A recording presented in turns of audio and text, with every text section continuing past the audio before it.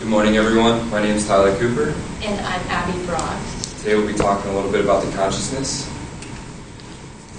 Okay, so for our thesis surrounding the whole entire presentation is that the consciousness exists as a separate entity from the human body and serves as a conduit to knowledge and truth, which is confirmed through Plato's discussions and current scientific research. Throughout this presentation, we will discuss Plato's dialogue through the Phaedo and its connections to the consciousness and relate this to current scientific experiments and data. So first off, we decided to approach the consciousness from a scientific perspective, which is very difficult to do because the consciousness is metaphysical. So it's not a tangible thing. It doesn't have material properties. You can't study it in a lab. So the next best thing to study the consciousness is to look at people's near-death experiences. So there was an experiment done by Helena and others called the qualitative thematic analysis of the phenomenology of a near-death experience. And in this study, 34 cardiac arrest patients were analyzed. They were asked a 16-step process of questionnaire, and from the questionnaire they were also asked to display or explain in detail every single thing that they remembered about their near-death experience. And then from that information, they put that data into some softwares, and the whole point of doing that was to organize it and to see if they could find patterns and with the consciousness and truly what it is. So just like what Descartes had to say about knowledge, you must make knowledge as certain as mathematics, and that is kind of what this study is trying to do. Obviously you can't, every near-death experience is a little different, but they're trying to draw the commonality between each one. So you can say for sure if someone were to have a near-death experience or in the consciousness that you could expect to have this happen, and it's predictable. So these people recruited from the publications of the International Association of Near-Death Studies and the university and other university research centers. And during this analysis of the study, they had categorized the NDE's near-death experience into 1 transversal and 10 time-bounded themes, which a few of them, I didn't list them all, but a few of them: light, hyperlucidity, description of the senses, and awareness of death. The light is just like when you first enter the consciousness, you experience an extreme bright light, brighter than anything you've ever experienced. And the hyperlucidity really plays in well with Plato's theory and how knowledge flows very easily, is very comprehensible. There's no... And with the description of the senses, it's not typical of what you would experience in the earthly realm. It's not necessarily 5 senses, but we'll talk about that in a little. Alright, and in the Phaedo, the concept of free thinking was theorized, discussed with other philosophers, including Socrates and Cebes in the prison of Socrates. They were contemplating what happens when you die. A few of them discussed, does your consciousness just go blank, or are you granted full access to knowledge? We will argue that once the soul has detached from the body after death, the conscious will be free to gain knowledge. Referring to the quote from Plato, it means the body, the quote up on the board, the body needs the requirement of food, sleep, social interaction, and are reliable to diseases and injury. All of these are distractions to the truth of knowledge. And then there was the second way we decided to approach studying the consciousness was the neurological approach. And in this we studied a neuroscientist, a neurosurgeon. Actually, he was a neurosurgeon for over 20 years. He got his Harvard medical degree, and he actually experienced a 7-day coma from a bacterial meningitis. And during the 7 days, he had experienced what a lot of his patients had talked about, but he had kind of brushed it off as neurological function rather than an actual consciousness.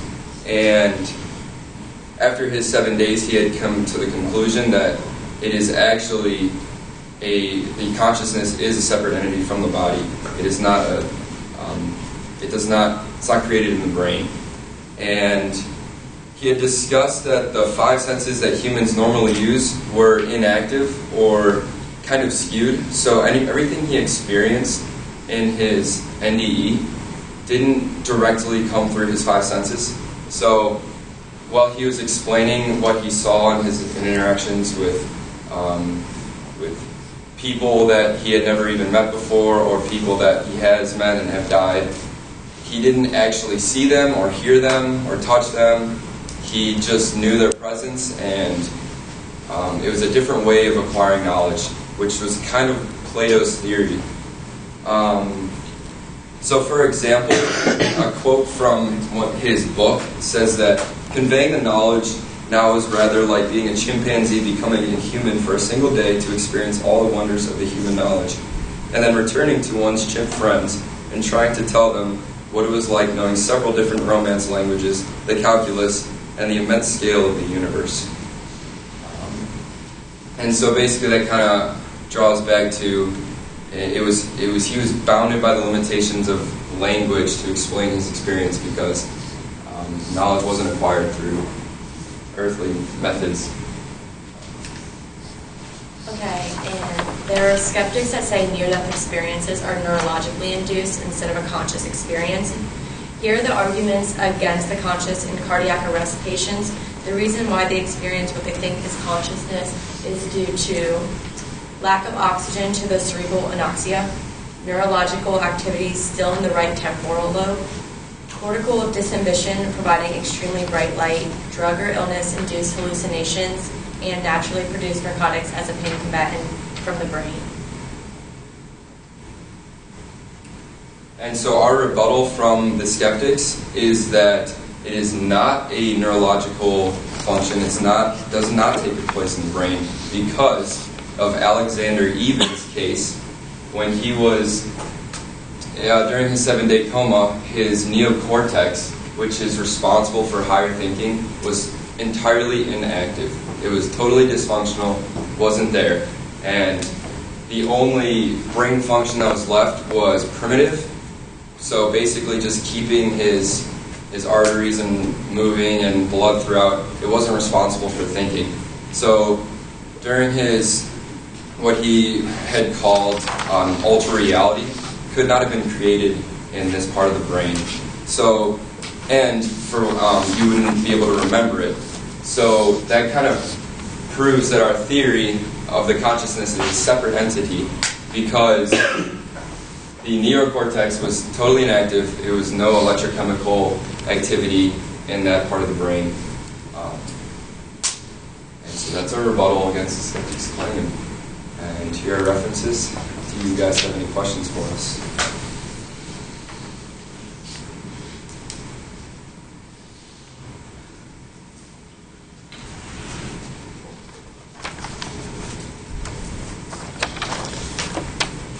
Did you go into the presentation skeptical, and you were convinced along the way, or I don't know, what was the progression of your thinking? I was kind of skeptical at first about it, just because it's such a broad topic and there's no really certain answer to it, obviously. But going through this presentation and getting more information, it was kind of more clear towards near-death experiences can happen, and there is consciousness outside of the human body. Mm-hmm. And what I have to say about that is I actually was more leaning towards the side that it was a neurological function. For example, the cortical disinhibition is the phenomenon in your eyes that causes a very intense bright light, so that could be confused for it. And also in cardiac arrest patients, the brain is still active. Blood isn't getting to it, so you have a lack of oxygen, and other things like that. So I went into it skeptic, and then after learning about, especially Alexander Evans' case, that the neocortex was totally dysfunctional, I'm now leaning towards that there is consciousness that is separate to the human body. How did they know that his, what was it that was inactive in that case? His neocortex.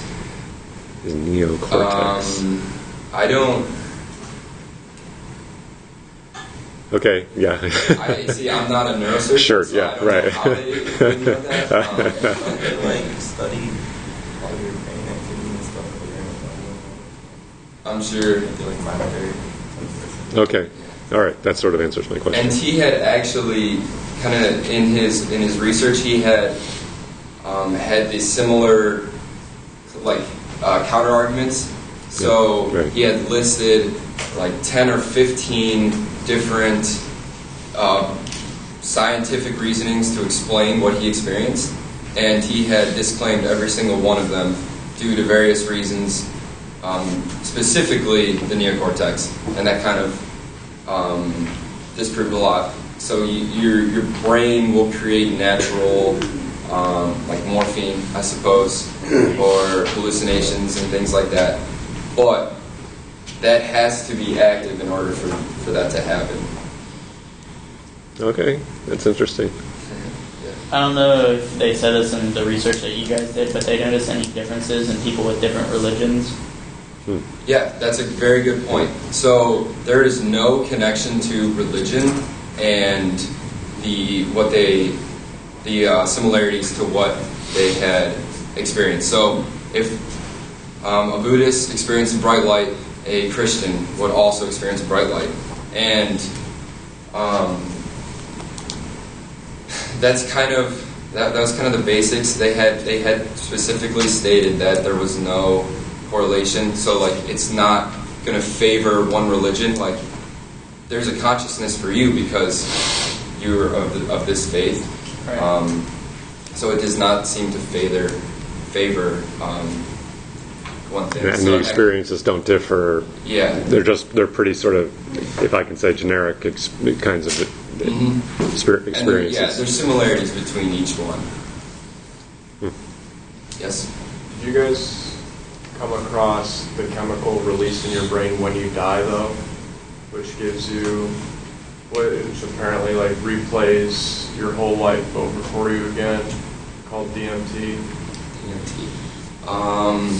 Because that would play. I've actually, I do recall something like that. That was like one of the 10 to 15 things that Alexander even tried to disclaim.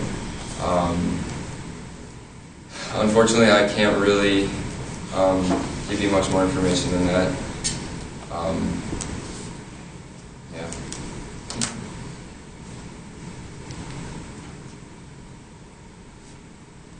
Other questions?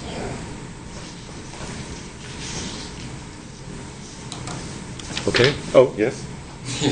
You're pointing. Oh, clapping.